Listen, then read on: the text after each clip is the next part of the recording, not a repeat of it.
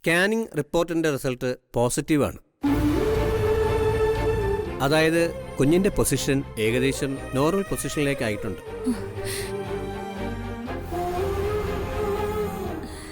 ദൈവമേ, സാധാരണ വളരെ റെയർ കേസിലേ ഇത് സംഭവിക്കാറുള്ളൂ. നിങ്ങൾക്ക് ഭാഗ്യമുണ്ടെന്ന് കരുതിയാൽ മതി. എന്റെ ഈശ്വര, 2-3 ദിവസം കൂടി നമുക്ക് വെയിറ്റ് ചെയ്യാം. നോർമൽ ഡെലിവറിക്ക് തന്നെ സാധ്യതയുണ്ട്.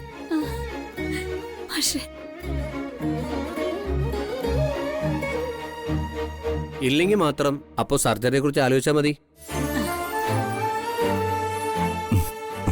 ശരിയെന്ന്.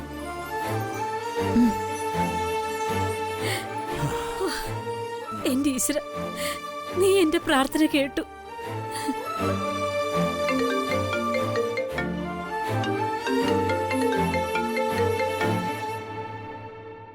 ഹലോ അനക്കെ,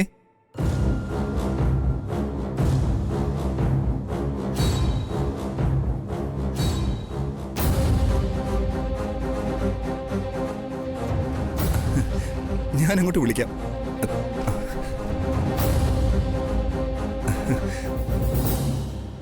സച്ചേട്ടനെ അർച്ചനടുത്ത് കണ്ടുപിടിച്ച് കൊണ്ടുവന്നെന്ന്. പിന്നെ അത് മാത്രമല്ല, ധനുഷിന്റെ സ്നേഹയുടെ വിവാഹവും മുടങ്ങിയെന്ന്.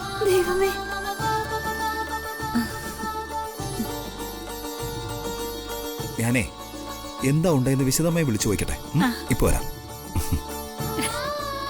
എന്തൊക്കെയാ മാഷി നടക്കുന്നത്? എനിക്ക് ഉറപ്പായിരുന്നു ചേച്ചി സച്ചേട്ടനെ കണ്ടുപിടിക്കുമെന്ന്. വിവാഹം മുടക്കിയതും ചേച്ചി തന്നെയായിരിക്കും. ഈ പെണ്ണ് ഇങ്ങനെയൊക്കെ ചെയ്താ അവിടെയുള്ളവരൊക്കെ അവസാനം ശത്രുക്കളായിട്ട് മാറാതിരുന്നാ മതിയായിരുന്നു. നല്ലതിനു വേണ്ടിയാണെന്നൊക്കെ നമുക്ക് മനസ്സിലാവും. പക്ഷെ ആ അവന്തിക്കൊന്നും മനസ്സിലാവണമെന്നേ ഇല്ല. മറ്റാർക്കും മനസ്സിലായില്ലെങ്കിലും സേതുവിനത് മനസ്സിലാവും. എനിക്കത് ഉറപ്പാ. മറ്റാർക്കും ദോഷം വരുന്നുവെന്നും അച്ചുമോള് ചെയ്യില്ല എന്ന് സേതുവിനറിയാം. എന്തായാലും ആ വിവാഹം മുടക്കിയല്ലോ, അത് തന്നെ വലിയ സമാധാനം. ഈ അവസ്ഥയിലും അത് നടത്താൻ അവർ തീരുമാനിച്ചിട്ടുണ്ടെങ്കിൽ ആ ധനുഷ് എന്തൊക്കെ നാടകം കളിച്ചു കാണും. അതങ്ങനെ തന്നെ മോളെ.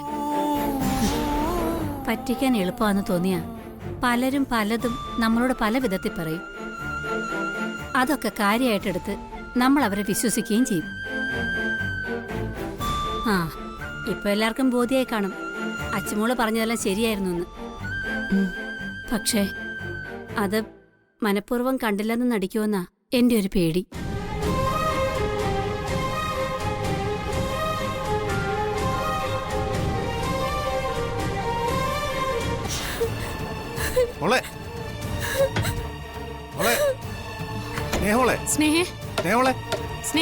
കഥ തുറക്കും മോളെ. മോളെ മോളെ കഥ തുറക്ക്. എല്ലാത്തിനും നമുക്ക് പരിഹാരം ഉണ്ടാക്കാം.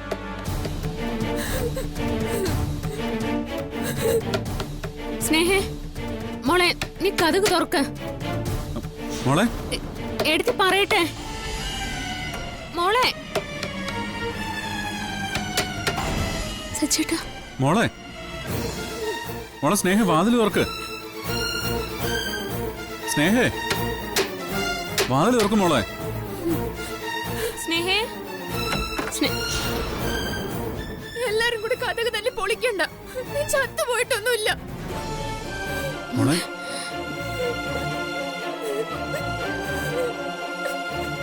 എനിക്ക് അല്പം സ്വസ്ഥത വേണം. അത് തരാൻ പറ്റുമോ ആർക്കെങ്കിലും?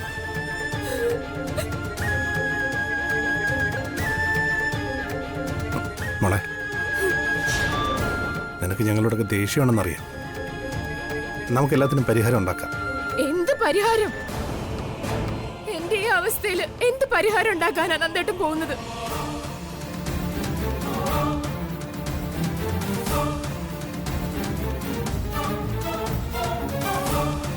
മോളെ, എനിക്ക് നിങ്ങളോടൊന്നും സംസാരിക്കാനില്ല.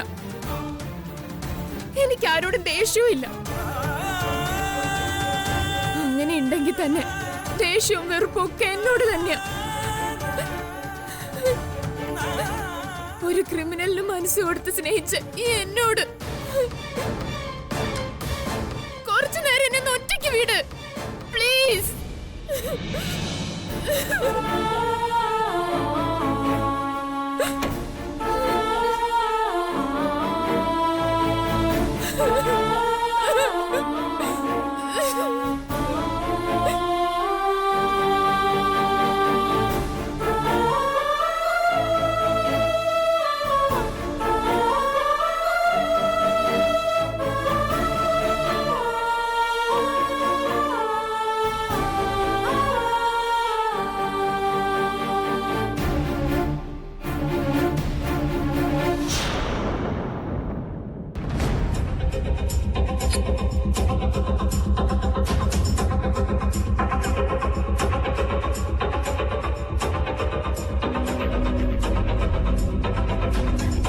എല്ലാത്തിൽ നിന്ന് രക്ഷപ്പെട്ടു എന്ന് കരുതണ്ട. ധനുഷിനെ പോലെ, അല്ലെങ്കിൽ ധനുഷിനെക്കാളും കുറ്റം ചെയ്തിരിക്കുന്നത് നിങ്ങളാണെന്നുള്ളത് എനിക്കറിയാം. അത് ഞാൻ ഇവിടെ വിളിച്ചു പറയാത്തത് ഈ ഒരു കാര്യത്തിനല്ല നിങ്ങൾക്ക് ഞാൻ ശിക്ഷ വാങ്ങിത്തരാൻ പോകുന്നത്.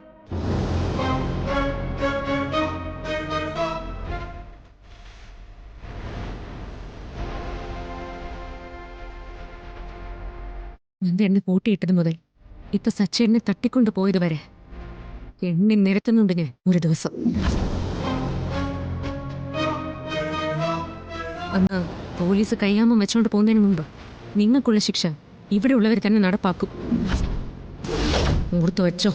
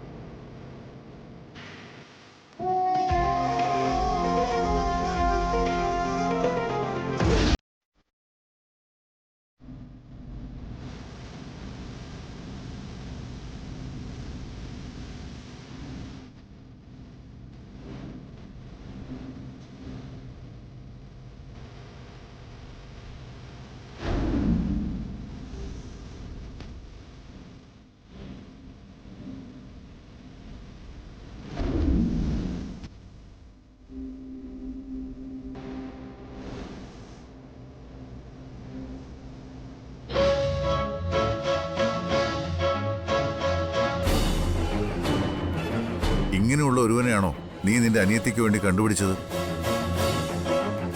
എത്ര തവണ ഞാൻ പറഞ്ഞു അവൻ എങ്ങനെയുള്ളവനാണെന്ന് അന്വേഷിക്കണമെന്ന്. അപ്പൊ നീയല്ലേ പറഞ്ഞത് അവൻ വിശ്വസിക്കാൻ കൊള്ളാവുന്നവനാണെന്ന്? എന്നിട്ടിപ്പോ എന്തായി?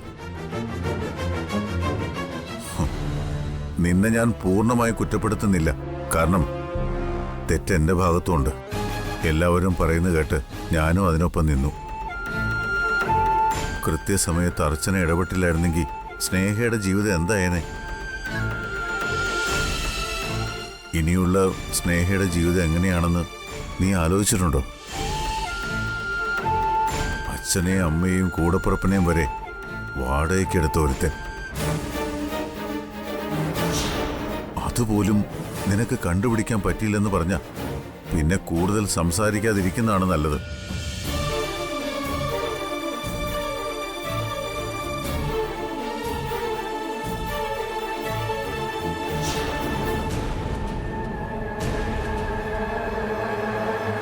സ്നേഹ വാതിൽ തുറന്നില്ലേ മോളെ? ഇല്ലച്ചാ, വിളിക്കുന്നത് അവൾക്ക് ഇഷ്ടാവില്ല. അതുകൊണ്ട് ഞാൻ വിളിച്ചുമില്ല. അതാ നല്ലത്. അവള് കുറച്ചു നേരം ഒറ്റയ്ക്കിരിക്കട്ടെ. മൂത്ത ചേട്ടനും അച്ഛനും ഉൾപ്പെടെ അവൾക്ക് അത്രമാത്രം വിഷമം ഉണ്ടാക്കിയിട്ടുണ്ട്.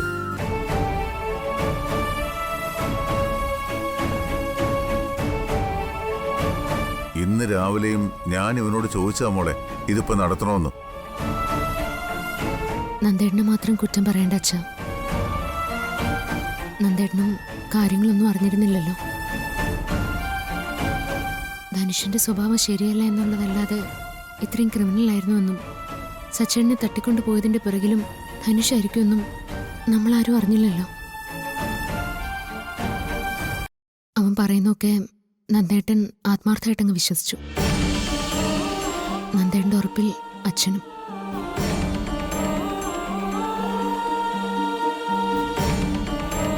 താലികെട്ടിന് തൊട്ടു മുമ്പ് അച്ഛനത് നിർത്തിവെക്കാൻ പറ്റിയല്ലോ. അത് വലിയൊരു കാര്യമായി കണ്ട് നമുക്ക് സമാധാനിക്കാനേ ആവൂ. സ്നേഹയുടെ കാര്യമോർത്ത് അച്ഛനും നന്ദേട്ടനും വിഷമിക്കണ്ട. പഴയ ജീവിതത്തിലേക്ക് അവൾ തിരിച്ചു വരും.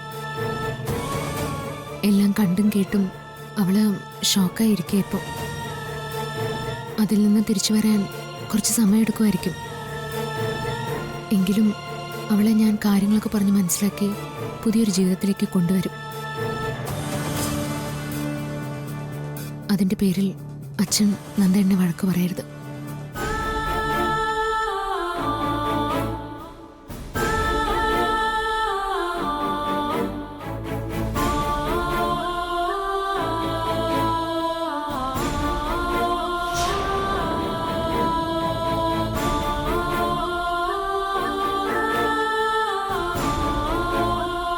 പാവം, ഇപ്പോഴും നന്ദേട്ടനെ ഒന്നും വിശ്വസിക്കാനായിട്ടില്ല.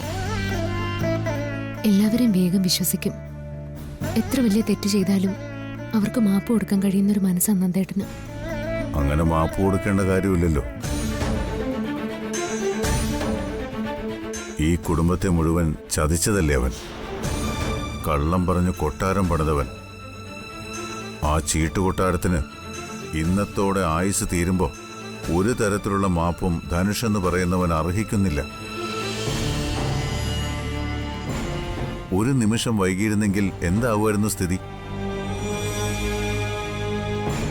എന്തിനാ എല്ലാവരെയും കുറ്റം പറയുന്നത്? ആദ്യത്തെ കുറ്റക്കാരൻ ഞാൻ തന്നെയല്ലേ. നീ തന്നെ എത്ര തവണ പറഞ്ഞതാ ഈ ബന്ധം വേണ്ടെന്ന്.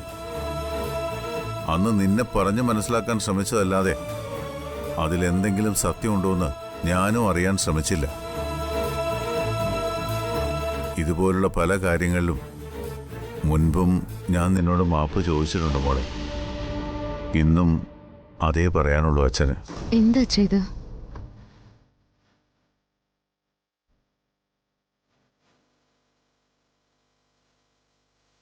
എന്റെ സച്ചേട്ടനെ കണ്ടെത്തണമെന്നുള്ള ലക്ഷ്യം മാത്രമേ എന്റെ മുമ്പിൽ ഉണ്ടായിരുന്നുള്ളൂ.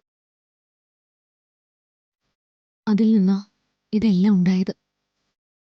ധനുഷ് എന്ന വലിയൊരു ക്രിമിനലിന്റെ കയ്യിൽ നിന്നും എന്റെ അനിയത്തെയും എന്റെ കുടുംബത്തെയും ഞാൻ രക്ഷിച്ചതില് അച്ഛൻ എന്തിനാ എന്നോട് മാപ്പ് പറയുന്നത്? ഇനി ഇതുപോലുള്ള സാഹചര്യങ്ങൾ ഉണ്ടായാലും ഞാനിത് തന്നെ ചെയ്യുള്ളൂ. മുഹൂർത്തം വരെ എത്തിയ സ്നേഹയുടെ വിവാഹം അത് മുടങ്ങിയെന്ന് പറയുമ്പോൾ അതിനർത്ഥം ഈശ്വര തീരുമാനം അതല്ലായിരുന്നുവെന്ന. മുമ്പും ഇതേ സാഹചര്യത്തിൽ ഈ വീട്ടിൽ വിവാഹങ്ങൾ മുടങ്ങിയിട്ടുണ്ട്. ദോഷങ്ങൾ ഇനിയും ഈ വീടിനെ വിട്ടുമാറിയിട്ടില്ലെന്നാ തോന്നുന്നത്. അല്ലച്ഛ, അച്ഛൻ്റെ ആ തോന്നലാ ശരിയല്ലാത്തത്. ഒരു കാര്യം മുൻകൂട്ടി നിശ്ചയിക്കുകയും അത് തന്നെ വേണമെന്ന് വാശി പിടിക്കുകയും ചെയ്യുന്നത് നമ്മളാ. തെറ്റായ തീരുമാനങ്ങൾ എടുക്കുന്നിടത്താ വിവാഹം നടക്കാതെ പോകുന്നത്. ഒരു തരത്തിലും യോജിച്ചു പോകാൻ കഴിയാത്തവരെ കൂട്ടിക്കെട്ടാൻ ശ്രമിച്ചപ്പോഴൊക്കെ ഈ വീട് ഇതേ അവസ്ഥയിലായിട്ടുണ്ട്. അതിന് നമ്മൾ മാത്രം അച്ഛ ഉത്തരവാദികള്. വാസ്തുദോഷത്തിനും ഈശ്വര കോപത്തിനും ഒന്നും അവിടെ ഒരു സ്ഥാനവുമില്ല. അച്ഛൻ്റെ ധാരണകളെ ഞാൻ പൂർണ്ണമായിട്ട് അവഗണിക്കുകയല്ല. എങ്കിലും ഞാൻ പറഞ്ഞത് എന്താണെന്ന് വെച്ചാൽ, ഈ വീട്ടിൽ മുടങ്ങിയ വിവാഹങ്ങളൊക്കെ എങ്ങനെയാണ് മുടങ്ങിയതെന്ന് ഒന്ന് ആലോചിച്ചാൽ അച്ഛന് മനസ്സിലാവും. അനഘയുടെയും സ്നേഹയുടെയും കാര്യത്തിൽ നമുക്ക് അന്നും ഇന്നും തെറ്റുപറ്റിയിട്ടുണ്ടച്ഛ. തീരുമാനങ്ങൾ എടുക്കുന്നതിൽ പറ്റിയ വലിയ തെറ്റ്.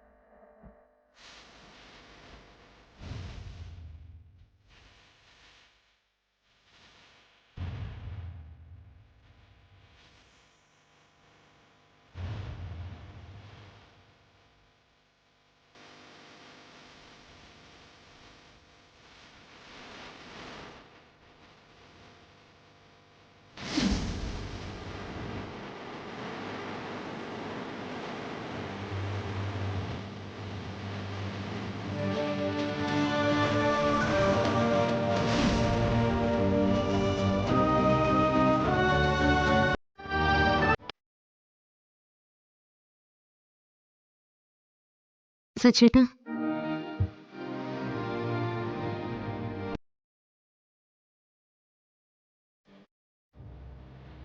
സച്ചേട്ടൻ എന്താ ആലോചിക്കുന്നത്? ഏയ്, ഞാനിങ്ങനെ ഓരോന്ന് ഓർക്കുമായിരുന്നു. നമ്മൾ പ്രതീക്ഷിക്കുന്നൊന്നുമല്ല ജീവിതത്തിൽ നടന്നുകൊണ്ടിരിക്കുന്നത്. മനുഷ്യൻ ഓരോന്ന് തീരുമാനിക്കും, ഈശ്വരൻ അതിന് വിപരീതമായി ഓരോന്ന് ചെയ്തുകൊണ്ടിരിക്കും. അതൊക്കെ നമ്മുടെ തോന്നല സച്ചേട്ടാ. എല്ലാത്തിനും ഈശ്വരന് ഓരോ പദ്ധതികളുണ്ട്. സച്ചേട്ടനെ കാണാതായതും കണ്ടെത്തിയതും വിവാഹം മുടങ്ങിയതും ഒക്കെ ആ പദ്ധതിയുടെ ഭാഗം തന്നെയാ. ഈശ്വരന്റെ തീരുമാനം എന്തായാലും അതിനെ വെല്ലുവിളിക്കാൻ പാകത്തിനുള്ള ചില മനുഷ്യരുണ്ടെന്ന് ഞാനിപ്പോൾ വിശ്വസിക്കുന്നുണ്ട്. അങ്ങനെയുള്ള മനുഷ്യരിൽ ഏറ്റവും വലിയ ആളാ എൻ്റെ അടുത്തിരിക്കുന്ന എൻ്റെ ഈ ഭാര്യ.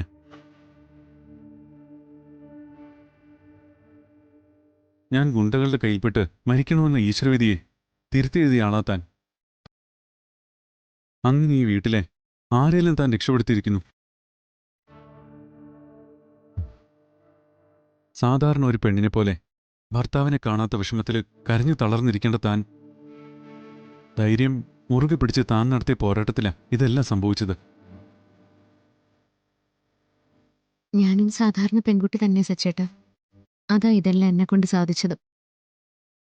ഏതൊരു സാധാരണ പെണ്ണിനും അവളുടെ താലി നഷ്ടപ്പെടുമെന്നുള്ള അവസ്ഥയുണ്ടാവുമ്പോൾ അവൾ എന്തും ചെയ്യാൻ തയ്യാറായെന്ന് വരും. നെറ്റിയിൽ സിന്ദൂരം മായാതെ നോക്കാൻ അവൾ ഏതറ്റം വരെയും പോയെന്ന് വരും. അതേ ഞാനും ചെയ്തോളൂ. ഏതൊരു കാര്യവും ഞാൻ തീരുമാനിച്ചുറപ്പിച്ച് മുന്നോട്ട് ഇറങ്ങിക്കഴിയുമ്പോൾ എൻ്റെ മുന്നിൽ ഏതെങ്കിലും തരത്തിൽ ഈശ്വരൻ വന്ന് എന്നെ കരയ്ക്ക് കയറ്റാറുണ്ട്. ഇപ്പം നടന്ന കാര്യത്തിൽ ഒരാൾ മാത്രമായിരുന്നില്ല. അതേ ഉള്ളൂ വ്യത്യാസം. അപൂർവങ്ങളിൽ അപൂർവമായ ചിലർ. പഴയൊരു പരിചയത്തിൽ എന്നെ സഹായിക്കാൻ മുന്നും പിന്നും നോക്കാതെ ഇറങ്ങി തിരിച്ച ഗംഗ. ഈശ്വര കടാക്ഷം കൊണ്ട് നടക്കാൻ പോകുന്ന കാര്യങ്ങൾ മുൻകൂട്ടി അറിയുന്ന പാർവതി. ആണുങ്ങൾക്ക് തുല്യമായ പെൺകരുത്തോടെ സുഭദ്ര. മരണത്തിലേക്ക് പോയ സമയത്ത് രക്ഷകയായി എത്തിയ വന്ദന. ജീവൻ നിലനിർത്താനുള്ള പോരാട്ടത്തിനൊടുവിൽ നമ്മളെ രക്ഷിച്ച മൈക്കിൾ, CI, ACP, ശാലിനി. അങ്ങനെ എത്ര പേരോട് നമ്മുടെ ഈ ജീവിതത്തിൽ നമ്മൾ കടപ്പെട്ടിരിക്കുന്നത്. ഞാൻ മുന്നിട്ടിറങ്ങിയെന്നേ ഉള്ളൂ സച്ചേട്ടാ. ഈ പറഞ്ഞവരൊക്കെ ഇല്ലെങ്കിൽ ഞാനും സച്ചേട്ടനൊക്കെ ഇപ്പൊ ജീവിച്ചിരിക്കുമെന്നുള്ള കാര്യം പോലും സംശയം. ഇന്ന് രാവിലെ മുതൽ ഈ നേരം വരെയുള്ള എൻ്റെ അനുഭവങ്ങൾ ലോകത്ത് മറ്റൊരു സ്ത്രീയും അനുഭവിച്ചു കാണില്ല. മറ്റാർക്കും അത് പറഞ്ഞ് മനസ്സിലാവുകയില്ല.